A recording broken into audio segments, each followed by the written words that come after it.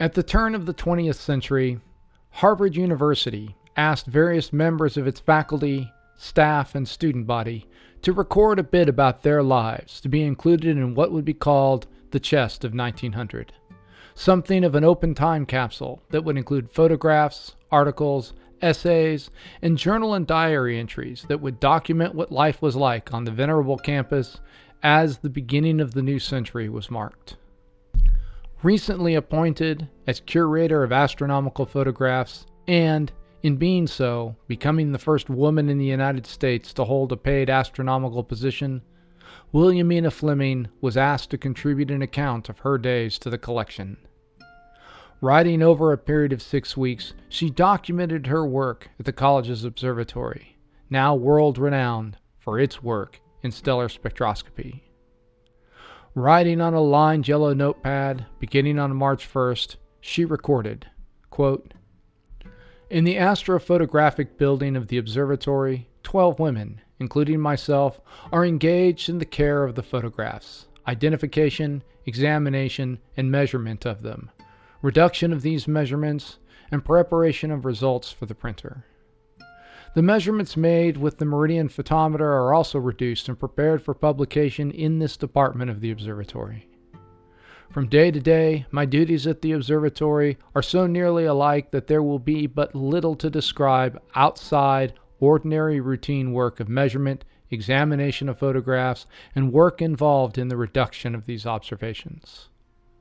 My home life is necessarily different from that of other officers of the university, since all housekeeping cares rest on me, in addition to those of providing the means to meet their expenses. My son Edward, now a junior in the Massachusetts Institute of Technology, knows little or nothing of the value of money, and therefore has the idea but that everything should be forthcoming on demand.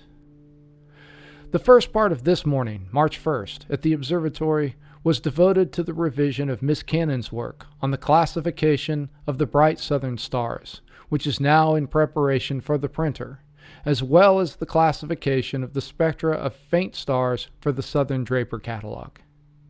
The work of measurement is already well advanced, and we expect to accomplish much during the coming summer. Professor Bailey's observations with the meridian photometer in South America then came up for examination." End quote.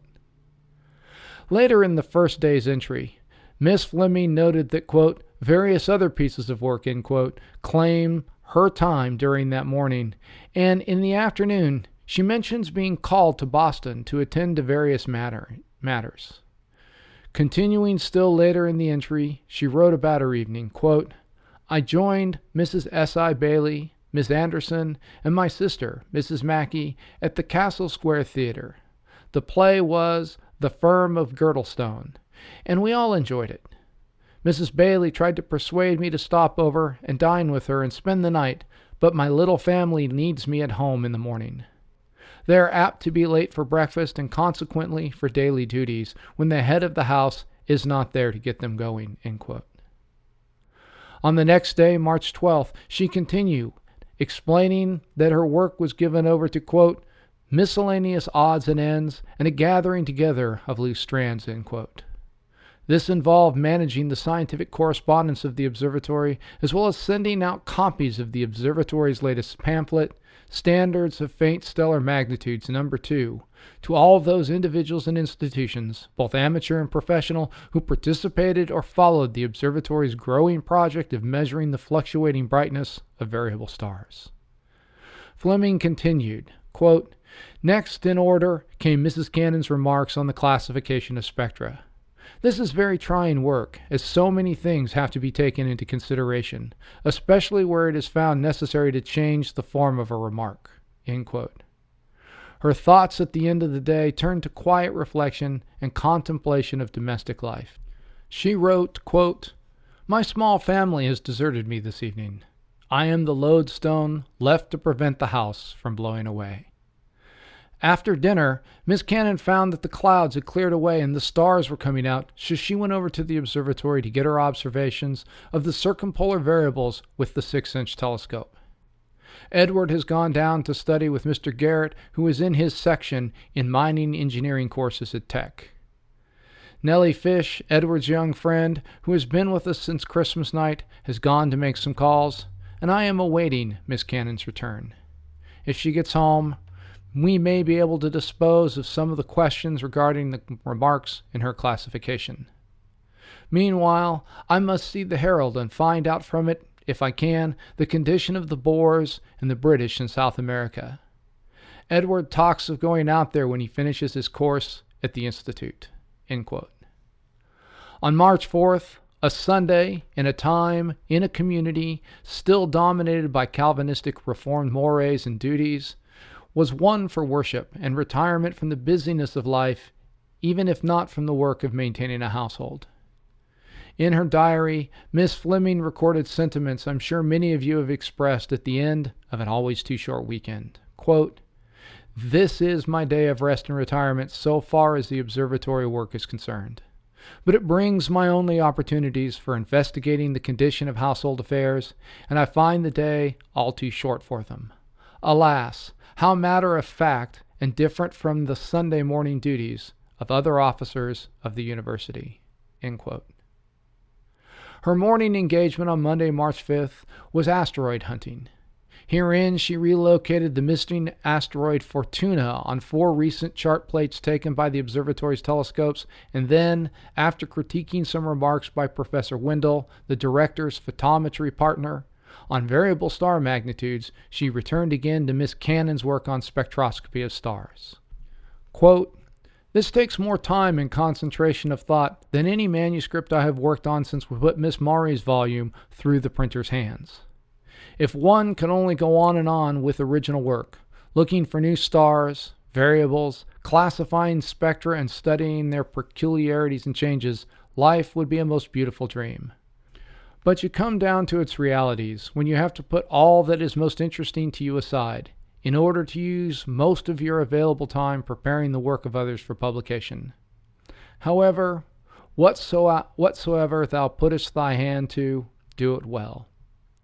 I am more than contented to have such excellent opportunities for work in so many directions, and proud to be considered of any assistance to such a thoroughly capable scientific man as our director."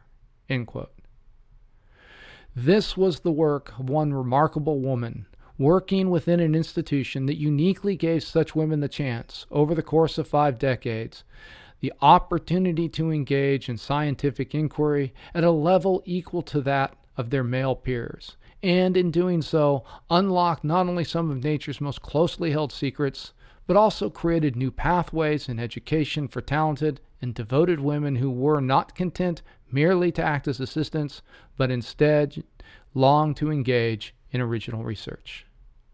In this episode of the Scientific Odyssey, we'll follow the lives of 2 such women whose day-to-day activities were both as mundane and as exotic as those of Meena Fleming's, in a place where the technical details of the vast enterprise of the investigation of nature became as much a part of everyday life as doing laundry and making dinner. And yet, out of such energy and industry came much of our modern understanding of the cosmos. Hello, and welcome to the Scientific Odyssey.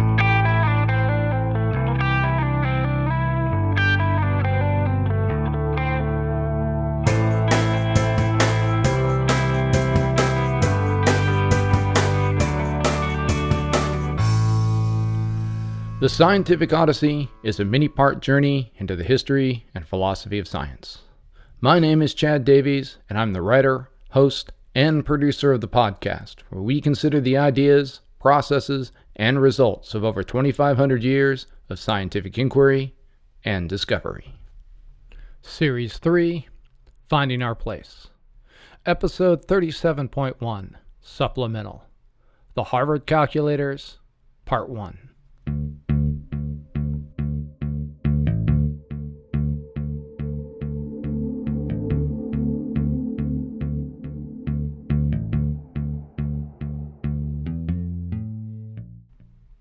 Well, we have finally reached a place where it is appropriate to record this summary and overview of the lives and work of some of the Harvard College Observatory's most noted calculators. While I had mentioned in the last episode that we would look at the extension of the work of Henrietta Swan Leavitt, I realized that this actually was the perfect time to look back over the last few episodes and pull together some of the threads we've woven into the scientific narratives to create a more comprehensive picture of the efforts undertaken by looking at the lives and work of the four women we've already mentioned: Williamina Fleming, Antonia Maury, Annie Jump Cannon, and the aforementioned Henrietta Swan Leavitt. In addition to these four, there is one other woman I would like to discuss, as our narrative will actually take us away from her contributions, and I want to make sure that they too are noted. Her name is Cecilia Payne-Gaposchkin, and her investigations on the composition and evolution of stars revolutionized our understanding of what the universe is mostly made of. Yet, even as I mention these women in particular, let me once again remind you that they were 5 among a much larger number of contributors. Among the many others were those who had long been associated with the institution. There was the aptly named Selina Bond, daughter of the observatory's first director and sister of its second. For a short time, her nieces, Elizabeth and Catherine Bond, had worked as copyists and translators of the observatory's publications when an unscrupulous trustee had swindled the Bond family out of their grandfather's fortune. Anna and Louisa Winlock were daughters of Pickering's predecessor and had grown up on the grounds playing among the domes that housed the instruments that gathered the data. In fact, it was only shortly after Anna Winlock had been hired that Pickering also hired the first female computer from outside the observatory family, Miss Rhoda Saunders.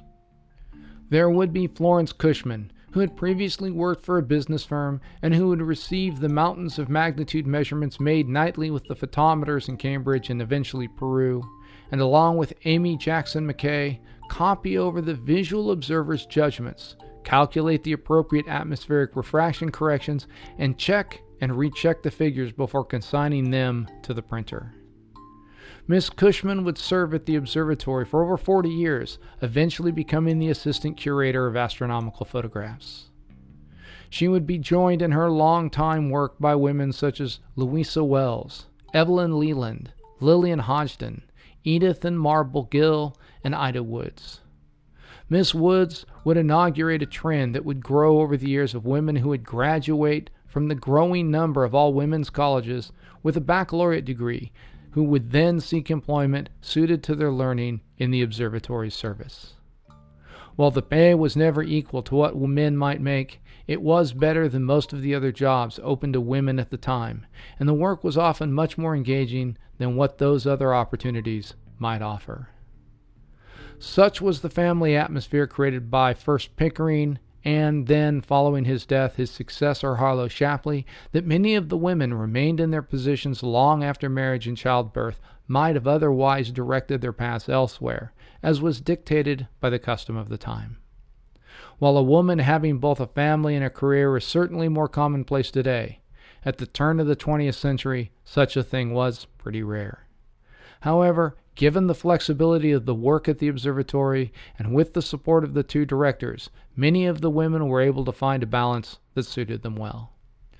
Nowhere was this more in evidence than in the life of the woman whose writing opened this episode.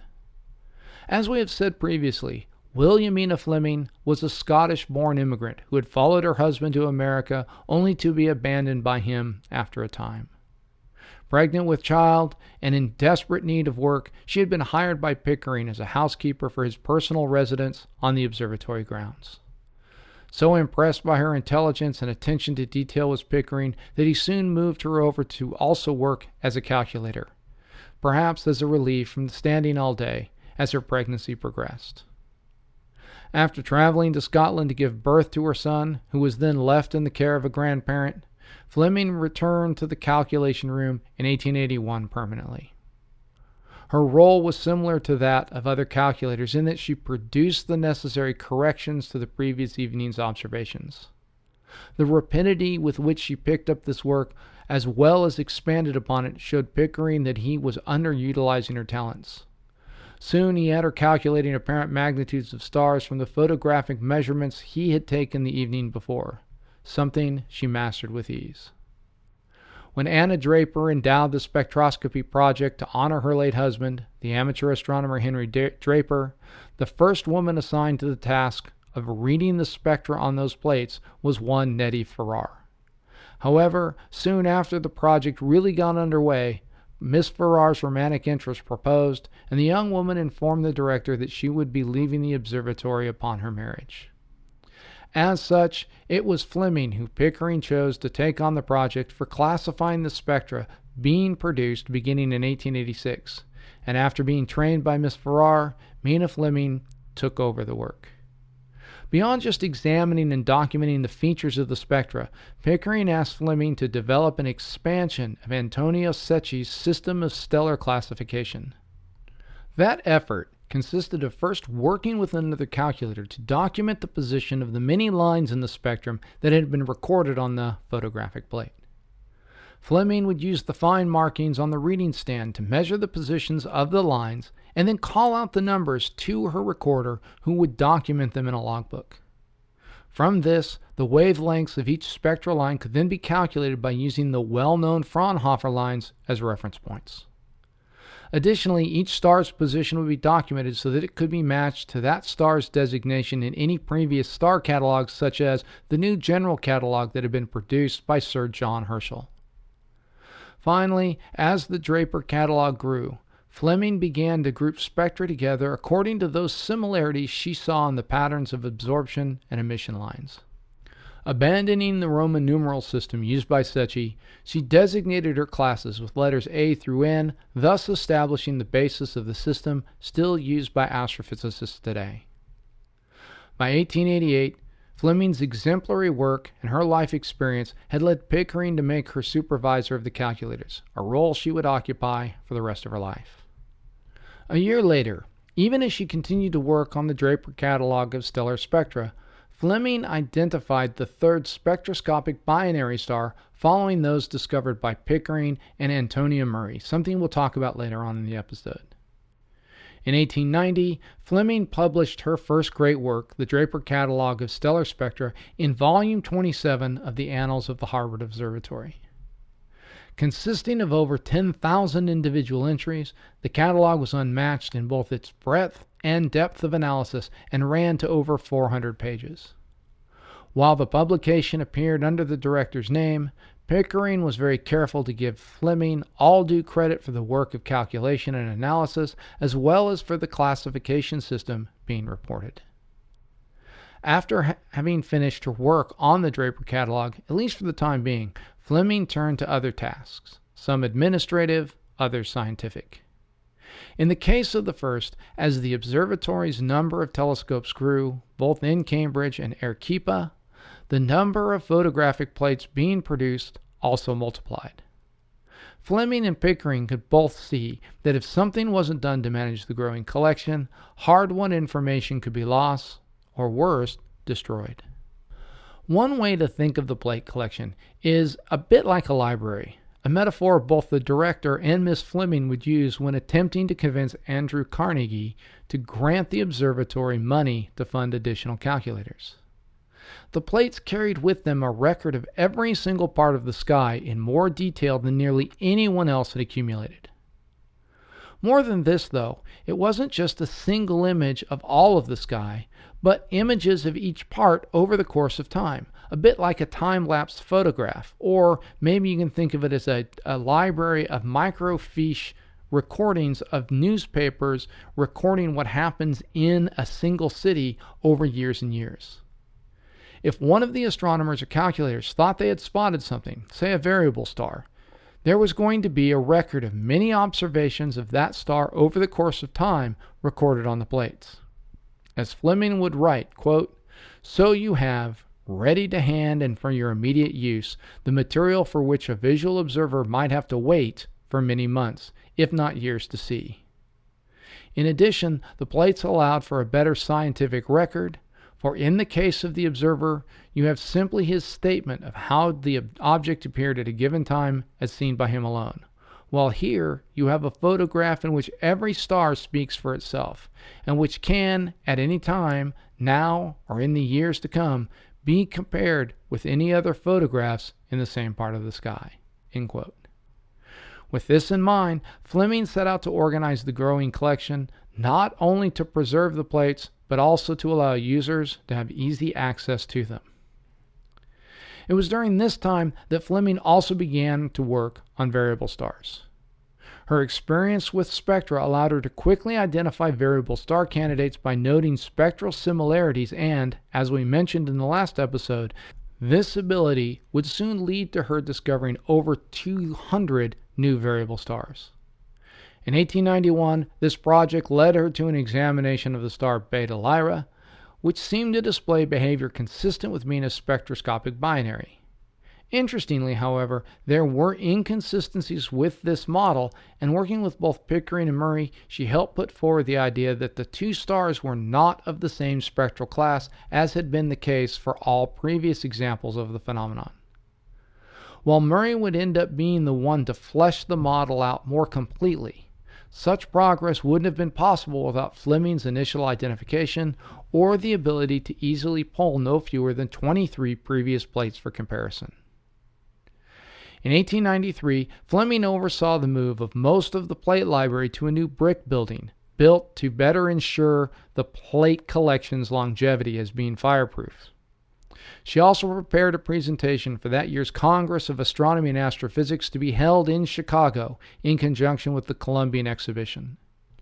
In it, she wrote of her work on spectral classification and the role of women in astronomy. In her words, quote, "While we cannot maintain that in everything woman is man's equal, yet in many things her patience, perseverance, and method make her his superior.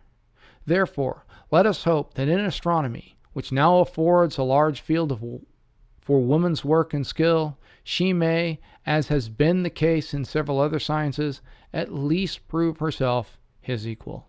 End quote. Unable to travel to the Congress herself, the paper was read by William Pickering, the director's brother, who seconded Meena's statements by adding his own praise for the efficacy of the women who worked at Harvard.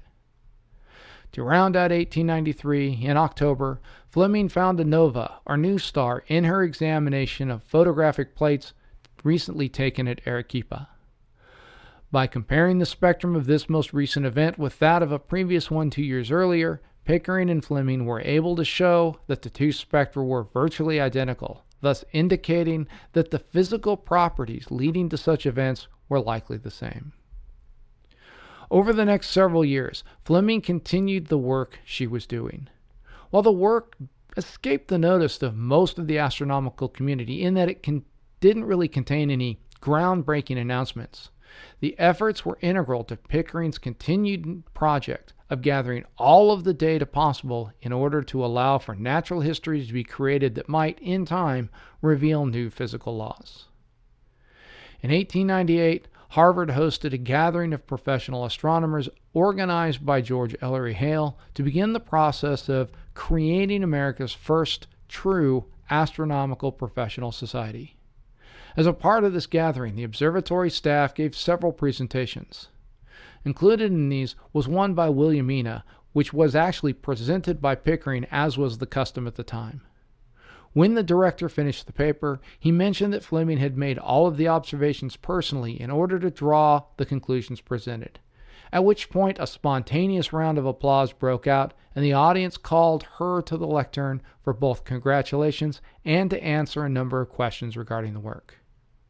Before the conference broke up, news of a new discovery reached its attendees. An asteroid named Eros had been discovered by Gustav Witt at the Urania Observatory in Berlin. There was, however, some difficulty determining its orbit, and so Fleming was enlisted to find the object on earlier plates taken at Harvard based on estimates that had been made by the astronomer Seth Carlo Chandler. She was able to find the objects on plates in 4 previous positions, data that helped refine the orbital calculations significantly. In 1900, Pickering advanced Fleming's name for consideration to be awarded the prestigious Bruce Medal in Astronomy, endowed by Harvard Observatory's longtime benefactor, Catherine Bruce, and awarded by the Astronomical Society of the Pacific. For all of his accomplishments in the field of astronomy and astrophysics, including those on behalf of women. This was to be the one thing that Pickering would not be able to accomplish. Though he would put her name forward for recognition several times, the committee that did the awarding could not see past either her gender or her lack of formal academic credentials to recognize her work. In fact, no woman would be so recognized until 1982, when the prize was finally awarded to E. Margaret Burbridge for her work on galactic dynamics. Rather sadly, at the date of this recording, only 4 women have received this recognition, including Vera Rubin. For those keeping track, that means none of the women who we will discuss in this episode or the next were deemed to have made significant enough contributions to astronomy to be so recognized by the selection committee. A stunningly remarkable slight, given the fact that much of our astrophysical knowledge today rests on what these women did. Pickering did have more success, however, in achieving some acknowledgement of Fleming's work and place at the Harvard College Observatory. In 1899, he managed to procure for her the title of Curator of Photographic Plates, making her the first female to hold a title of any kind at Harvard. It was also the title she would use on later publications of her work. And it was in this role also that she would take up a correspondence with the wife of Andrew Carnegie, Louise Whitfield Carnegie, in 1906. The two women bonded over the shared experiences of motherhood and a relationship with the Carnegie's youngest daughter, Margaret. Miss Fleming sent the family several homemade gifts as well as various tokens of her travels and investigations for Margaret to enjoy. In that same year, the Royal Astronomical Society honored Fleming in a way no American institution had by making her an honorary member. Still holding a Scottish citizenship, the honor made Fleming realize that it was well past time to change her temporary status in the United States, and in 1907 she duly became a citizen, listing her occupation on the citizenship application as astronomer. In 1910, Fleming accompanied Pickering in representing Harvard to a meeting of the International Solar Union at the Mount Wilson Observatory in California. Many of the foreign astronomers gathered first at Harvard before traveling across the country by train through sweltering weather. Following this, she continued to work on a revision of the Draper catalog that included the work that Annie Jump Cannon was doing with stars in the southern hemisphere. And in that, there was a revised version of Fleming's classification scheme. During this time, she was also a frequent guest lecturer in the astronomy classes of Sarah Whiting at Wellesley College.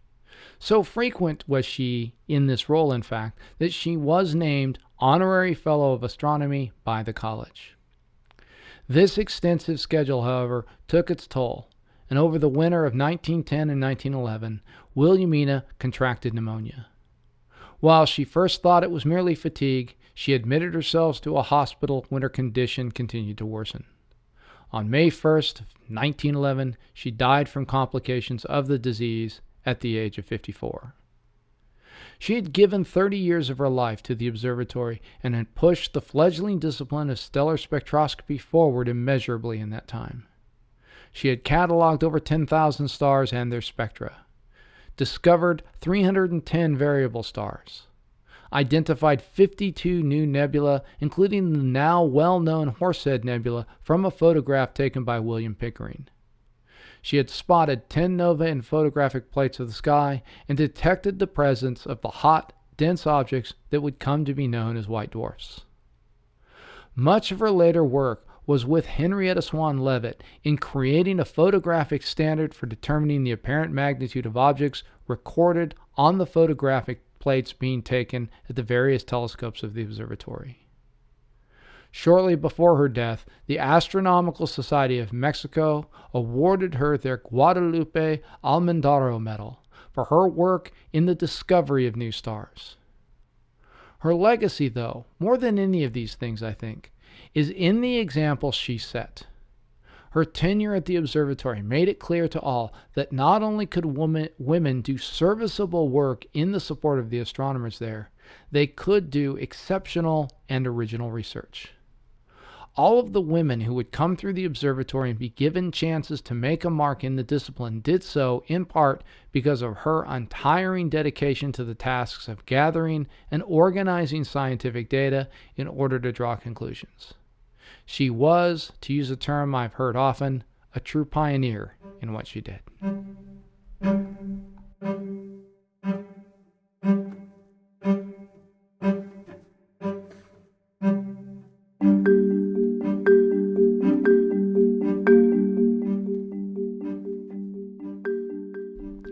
Our next subject of interest is a woman who probably couldn't have been much more different than Williamina Fleming.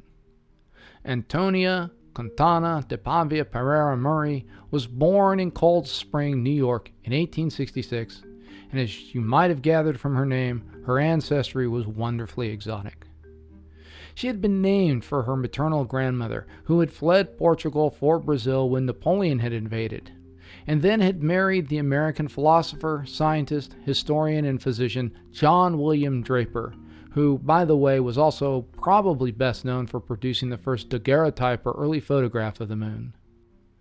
Antonia's mother, Virginia, had married the Episcopalian minister, Myton Maury, whose great-grandfather, the Reverend James Maury, had taught 3 future presidents in Jefferson, Madison, and Monroe, and whose uncle was the Commander Matthew Fontaine Maury, who had been the first director of the United States Naval Observatory and an astronomer and oceanographer known as the Pathfinder of the Seas. With this background, it shouldn't surprise anyone that Antonia was destined, or maybe conditioned, for a scientific life in the field of astronomy. As a toddler, she quote-unquote assisted her uncle, Henry Draper, in his laboratory by handing him various chemicals for his experiments and photographic work. At age 9, she was reading Virgil in Latin, which, I have to say, makes my fondness for the Hardy Boys at about that same age a bit quaint. She attended Vassar College, where she studied under the famous American astronomer Maria Mitchell. Of the 24 courses she took at Vassar, 8 were in astronomy, and she graduated with honors in physics, astronomy, and philosophy in 1887. Given her relationship with her now deceased Uncle Henry and her Aunt Anna's endowment of a scientific catalog in his name at Harvard, it is not surprising that Antonia would seek to find a place at the observatory. For Pickering, though, Miss Murray's request represented something of a conundrum. While it was clear that making a space for her among the calculators was more or less a requirement if she asked for it, it seemed a bit untoward to pay her just the 25 cents an hour the typical woman made, given Antonia's training. Nevertheless, the director managed to finagle something, and in June of 1888, she joined the group at Cambridge. What was clear, however, was that she would need to do something a bit different than the typical calculator. While it was true that she possessed significantly more education in the subject matter, the bigger issue was whether she would be willing to take direction from Miss Fleming if assigned the usual duties of correcting measurements and the like. As such, Pickering found a different kind of a project for her, one where she could work somewhat independently. Recently, the observatory had found a way to use one of its telescopes, the 11-inch Draper instrument, to make photographic plates wherein the spectra of individual stars were captured in a much larger format. This allowed the spectrum to be examined in much greater detail, and for more precise measurements for the spectral lines to be made. Pickering asked Maury to undertake an examination of the spectra of the brightest stars being taken in Fleming's Draper catalog. As had been the case in that effort, Pickering allowed Maury to come up with her own classification scheme, and in time, as we discussed, she did. One that was much more complicated than that of Fleming, that not only took into account the placements of the lines in the spectrum, but also the characteristics of those lines, something she could really get into given the level of detail in these larger spectra that were being photographed. In other words, she documented whether the lines were sharp or fuzzy along the edges, and whether they were wide or narrow. While engaged in this project, Miss Maury participated in other activities related to the more mundane work of cataloging observations on the field plates coming in from the telescopes both there in Massachusetts as well as in Peru. In March of 1889, Pickering spotted a doubling of the Fraunhofer K line in Mizar that then vanished. Alerted to this, both he and Maury continued to look at plates of the star and its spectrum until the doubling took place again. Maury had suggested that what was being seen here was two stars of the same spectral types that were actually orbiting each other. The Doppler shifting of their spectra, something we discussed in an earlier episode, led to the spectra that was being recorded splitting and combining in a regular pattern with a regular period. Within days of confirming this hypothesis, Maury found a second example of such a system in the star Beta Aurigae. These became known as spectroscopic binary stars. Unfortunately, as Maury was working on her new classification scheme, she ran into a variety of new issues with spectral features that seemed to defy explanation in many stars. These confounded her and brought to the fore something Pickering could only have guessed at when he hired her. While I haven't been able to nail this down, from what I can tell, Maury had a personality characteristic wherein she had to be sure of something before she could move forward. For some engaged in scientific inquiry, the process of putting forward results and attempting to draw conclusions from them can be thought of as a conversation of sorts. While these researchers certainly don't rush things into publication, they are usually a bit more comfortable with some ambiguity and uncertainty in publication as part of a collegial back and forth where ideas will be proposed and then discussed, debated, and sometimes withdrawn as new data becomes available. In the cases such as these, where new astrophysical data being produced at Harvard is a really big deal, there is even an idea that the most important thing is to get as much information out into the sort of conversational area as possible in order to allow other investigators to work with that data in order to see if they can deduce patterns the investigators at Harvard might have missed. And this really seems to have been Pickering's ethos. There are, however, other researchers who see the publication of results as something of a statement of truth, an assertion that this is the way things are. In this mindset, data recorded and conclusions reached are not put into the public realm until they are reasonably well understood and explained, at least in some sense. This seems to be the case with Miss Maury. Until she could make sense of certain spectral features, she was very reluctant to publish her data or classification scheme. In her mind, the work just wasn't ready. All she had in her mind was data, not actual scientific research that led to defendable conclusions.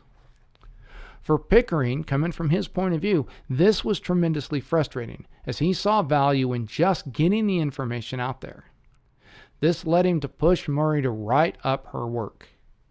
On Antonia's side, Pickering was asking her to expose herself and her work to criticism and to possibly disseminate incorrect information, something she very much resented.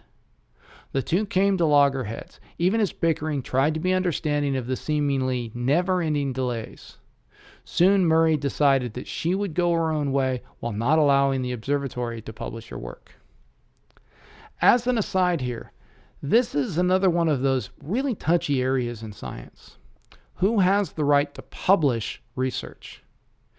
If we think of our example, is it the observatory who has provided the researcher with the time, money, a salary, and has encumbered resources, in this case telescope time and photographic supplies, to undertake the research? Or is it the researcher who has invested much of the time and effort to take the raw information gathered using those resources and turn it into scientifically useful information? In this case, the observatory, through the agency of its director, has deemed the results worth publishing.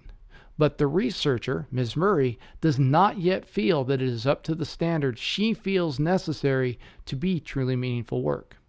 And so, who gets to decide? That's a really hard question to answer. None of this was helped, of course, by the fact that Maury had decided to take a position as a school teacher to both help supplement her income and to do something new. One of the things I found in my readings of Maury's life was that she seems to have been something of a free spirit. Unlike many of the calculators, she never seemed to really settle into the repetitive nature of that job.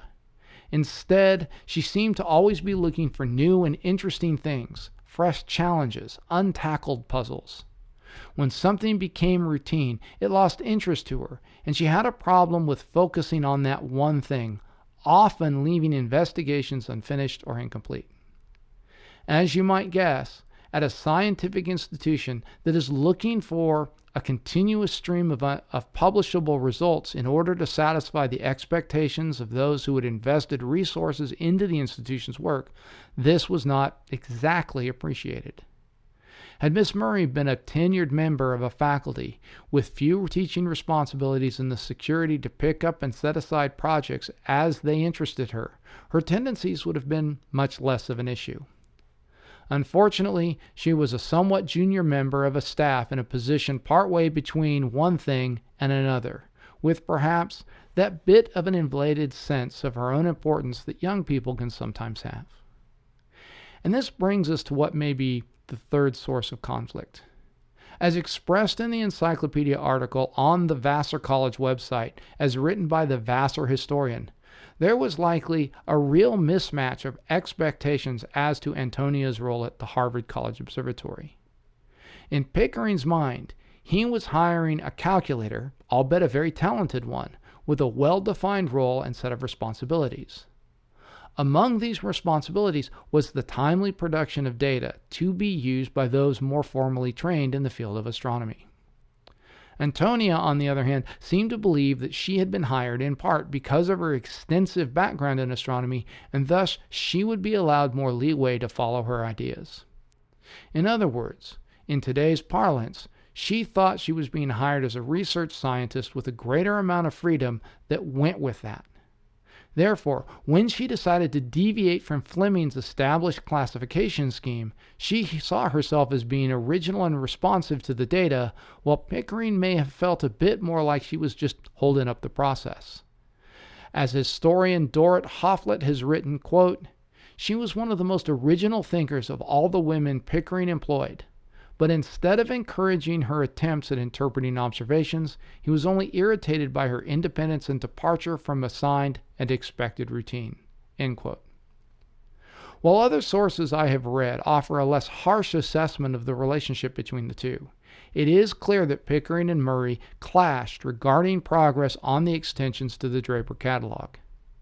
Additionally, Maury felt that she had not received due credit for her contributions on the spectroscopic binary work, feeling that the theoretical construction of the binary orbits had been hers alone, and that Pickering had failed to mention this in his report in the observatory's annals. While this may be the case, it should be noted that Pickering was consistently supportive of acknowledging the work of the other calculators, as we have seen with Williamina Fleming. What is more likely is that in this new situation, wherein the relationship between discoveries made by the calculator and those discoveries made by the more traditional staff of the observatory and how they were all to be credited was not really well defined, there were instances of contributions that fell into a quote-unquote gray area. A similar thing would take place not long afterwards between the staff members in Arequipa who would identify variable stars in the plates before sending them back to Cambridge to be more completely analyzed by the calculation staff. Complaints from both sides would require Pickering to modify the rules of giving credit in the official publications of the observatory. So what we're seeing here in this case between Pickering and Maury about the credit giving to binary stars and sort of the identification of their orbits probably falls into that same type of gray area. Whatever the case, the stress of this conflict led Maury to take a leave of absence from her position while promising to get the results published in her name by a given date, which was, by the way, December of 1893. While there were still some difficulties to be overcome, the discovery of the full set of helium lines in 1895 helped her overcome her reservations, and finally, in 1897, her article was published under her own name, the first time a woman had been the sole author of a scientific paper at Harvard. By that point, however, the conflict had caused her to resign her position at the observatory, And so, when the paper was published, she was traveling abroad, her relationship therein suspended. Her classification scheme, part of that publication, would be what inspired Hertzsprung to pursue the line of research that would result in his work on the famous diagram that now bears his name. Maury had felt that the differences in stellar spectra were due, at least in part, to the process of stellar evolution from hot to cool that a star might undergo after the initial formation stage, and so she had rearranged and renamed Fleming's letters to reflect that. Additionally, she subdivided each class into distinctions based on the specific characterizations of the spectral lines she had observed, as we discussed earlier. When Annie Jump Cannon would discard this part of the scheme, Hertzsprung would complain that it was a step backwards. In that same year, Maury would return to Vassar to participate in some of the long-honored traditions of the college. While participating in the Dome Party there, as it was called, in reference to the gatherings that had been started by Maria Mitchell at the college's observatory dome, Maury wrote a poem that celebrated the freedom she had felt while being a student in comparison to the restrictions she now experienced as her career progressed. Over the next 2 decades, Maury would teach at a girls' school near her family's property of Hastings-on-Hudson, while occasionally returning to the observatory for short periods. And in 1918, she took a position as an adjunct professor at Harvard. After Pickering's death in 1919, Maury found that she got along a good deal better with his successor, Harlow Shapley, who saw a significantly expanded role for women and for women's education at the observatory, beyond just the work of being calculators. In 1933, after another decade and a half of work, she published an extensive publication on her study of over 300 spectral observations of that star she had long been interested in, Beta Lyrae, which we've already mentioned. 2 years later, she would retire from the observatory, but continue to do research on a less formal basis. Her colleague at the observatory, Cecilia Payne-Gaspochin, would write about Maury and the difficulties she had faced as a young scientist forced into a role not well suited to her particular gifts and talents. Quote, "Like Miss Cannon, Miss Maury was extremely good to me. Many were the long talks that we had about the problems of stellar spectra. We both liked to work at night, and our discussions were painfully punctuated by insect bites, for she insisted on keeping the windows open and could not bear to kill the mosquitoes. Miss Maury was sensitive, imaginative, affectionate, and I feel as if she was a rejected sort of person. I don't know if anyone had ever shown her much affection. No one had ever listened to her. She was a woman of great courage and warmth of heart. Of course, I only knew her when she was old. I was very fond of her, but she just talked and talked and talked and talked. You couldn't do any work because she wanted to talk so much. It was just that she needed an outlet. She needed to discuss. Nobody had ever listened to her. Nobody had ever responded to her scientific questionings, I think. There was a profound difference in scientific outlook between her and Miss Cannon. Miss Maury was a dreamer and a poet, always vehemently denouncing injustice, forever battling for a good, often a lost cause. She had a passion for understanding things. It was typical of her that she devoted years to the mysteries of Beta Lyrae and Upsilon Sagittarii, still incompletely solved. She could talk about every subject imaginable. She was that way with almost every subject matter that came up. It didn't have to be astronomy." End quote. In 1943, she was awarded the Annie Jump Cannon Medal by the American Astronomical Society as the astrophysical community began to recognize that her subclassifications of stellar spectra, as well as the reorganization of the different classes, were of vital importance to understanding the fullness of what the spectra were telling us about the stars that created them. Maury would die at her home in Dobbs Ferry, New York, in 1952.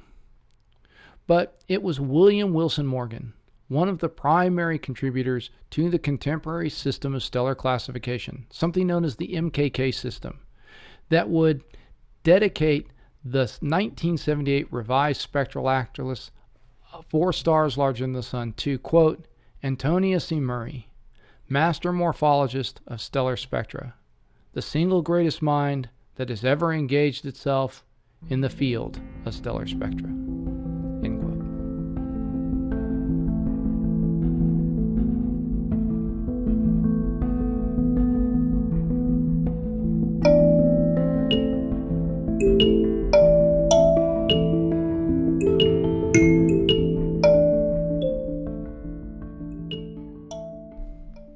As we wrap up, I want to take a moment to celebrate a small milestone we've passed here at the podcast. This last week, we had our 200,000th download.